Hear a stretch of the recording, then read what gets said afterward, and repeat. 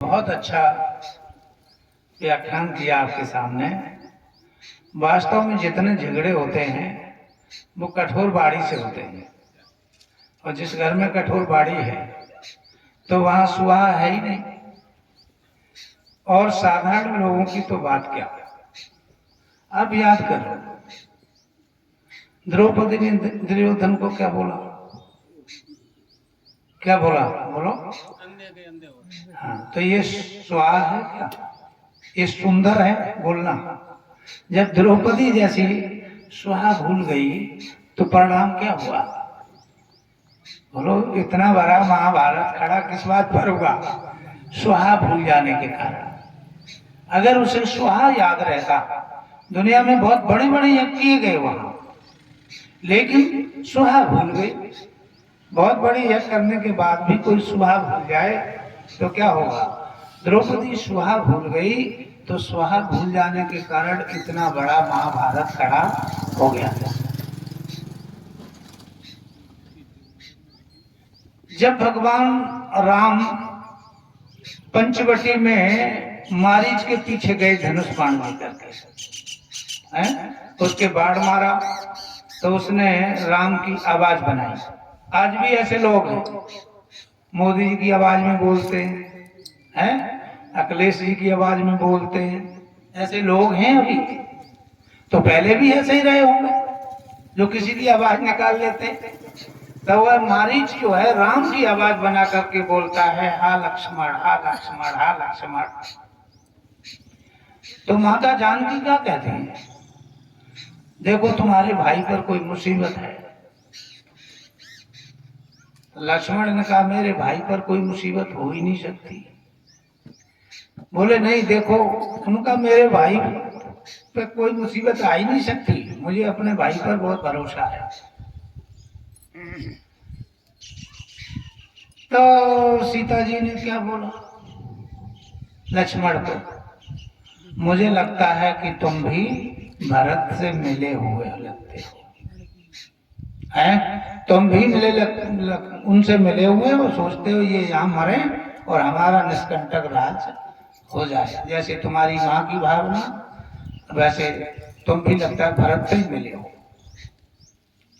तो बताओ, लक्ष्मण से ऐसा बोलना क्या सुहा था? गलत था ना? तो सीता जी सब कुछ जानती और ये यज्ञ भी रोज करते, कौशल्या भी करते, पर यज्ञ का जो सार है, जो आत्मा है, उसको भूल गए। बिना आत्मा के शरीर बेकार होता है। ऐसे ही ये यज्ञ जो किया जाता है आपके घर में, वो इसीलिए किया जाता है ताकि सुंदर बोलना सीखें, घर का वातावरण बने, घर का वातावरण सुंदर बने। सीता जी सुहा भूल गई, लक्ष्मण को कठोर बात कहे। परिणाम क्या हुआ कि लक्ष्मण जी सीता जी को छोड़ करके और चले गए। और उसी समय क्या हुआ? रावण आया और सीता का हरण कर लिया। अगर सीता सुहा ना भूलती तो शायद इतनी बड़ी लड़ाई होने की जरूरत ही ना पड़ती। वो सुहा भूल गई। तो यज्ञ का सार है सुहा और इदं नमः। ये दो शब्द ऐसे हैं। इदं नमः का अर्थ होता है ये मेरा नहीं है। अगर किसी वस्तु पर व्यक्ति ये सोचने लगे कि ये मेरा नहीं है, तो फिर झगड़ा करेंगे। ये मेरा नहीं है। अगर मेरा नहीं है तो तेरा भी नहीं है। क्यों जी? अगर मेरा नहीं है तो तेरा भी नहीं है, तो फिर किसका है? बोलो। ये धन है जो आपके पास, वो किसका है? अर्थात जब मेरा नहीं है तो तेरा भी नहीं है, तो किसका है? प्रभु का दिया हुआ है। किसी ऋषि ने एक बार प्रश्न किया था राजा से कि ये राज्य किसका है? तेरा है? राजा ने कहा मेरा है। बोले तेरा है तो बता, तेरे से पहले किसका था? तेरा यदि ये राज्य है तो तेरे से पहले किसका था? बोले मेरे पिताजी का था। बोले तेरे से बाद किसका होगा? बोले मेरे बाद मेरे पुत्रों का होगा। तो बोले तेरे से पहले किसी और का था और तेरे के बाद किसी और का होगा, फिर बता तेरा है ही क्या? इसलिए वेद माता समझाती है, ईशावास्या इदं सर्वं यत्किंचित् जगत्याम जगत् तेन तेन भुंजीथा मां गर्दा का स्वधना। माने ये धन किसका? ये धन प्रभु का है और प्रभु की कृपा से मिला, तो क्या करें? बोले तेन तेन भुंजीथा, त्याग पूर्वक भोग करो।